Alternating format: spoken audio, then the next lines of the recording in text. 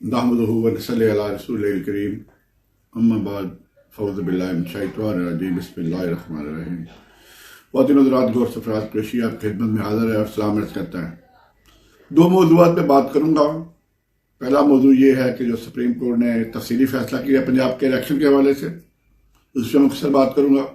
और फिर जो कौमी असम्बली ने कल करारदाद मंजूर की है कि मिलिट्री कोर्ट्स में हम केस किया जाए जिन्होंने कोर कमांडर हाउस और आर्मी की तनसीबात पे हमला किया।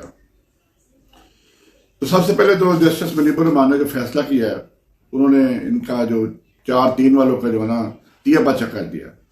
जस्टिस मुनीबुर रहमान ने कहा कि पहले जजमेंट दी जिनको 3 जजेज ने मुनीबुर रहमान समेत डोज किया और 2 ने उनकी मुखालफत की।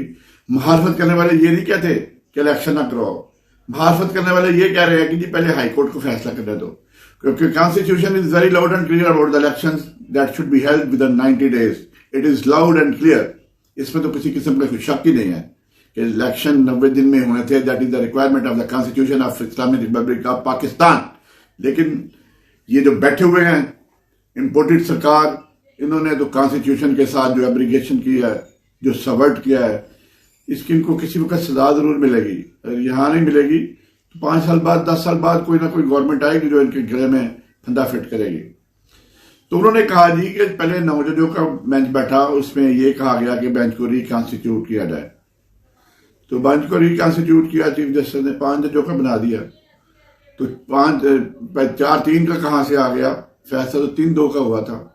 और जब जज ही 5 थे, 3 ने कहा कि इलेक्शन करवाओ, 2 ने कहा जी हाई कोर्ट से फैसला करवाएं पहले। तो उसके बाद ये जो 4-3 और 3-2 का राब लगा रहे थे, तो उनको तो बड़ा क्लियर कट जवाब मिल गया। दूसरी बात यह है, कल कौमी असम्बली ने ये मुतालबा किया, करारदाद पेश किया कि ये जो पकड़े गए हैं इनका ट्रायल जो है वो मिलिट्री कोर्ट्स करे।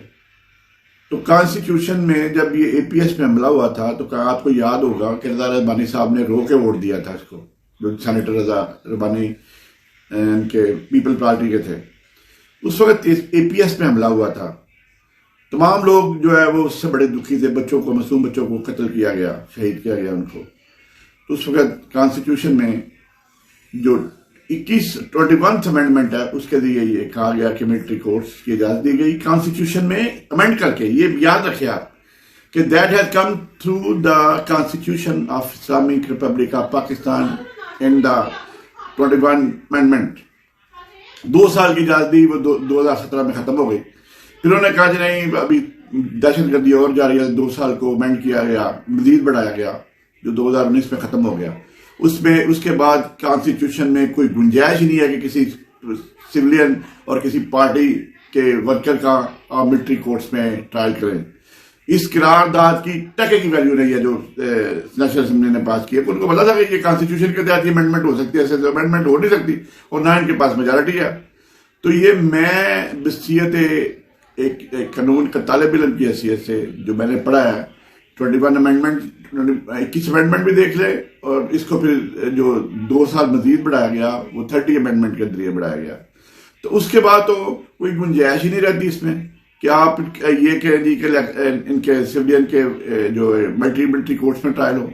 और दूसरी बात ये है, जो पहले आर्मी एक्ट में था, जो मिलिट्री तनसीब इंस्टॉलेशन में हमला करते हैं उन पे होना चाहिए था, और वो भी पाकिस्तान पॉलिटिकल वर्कर पे नहीं था। ये पाबंदी थी कि पॉलिटिकल वर्कर पे नहीं हो सकता military court martial through military courts.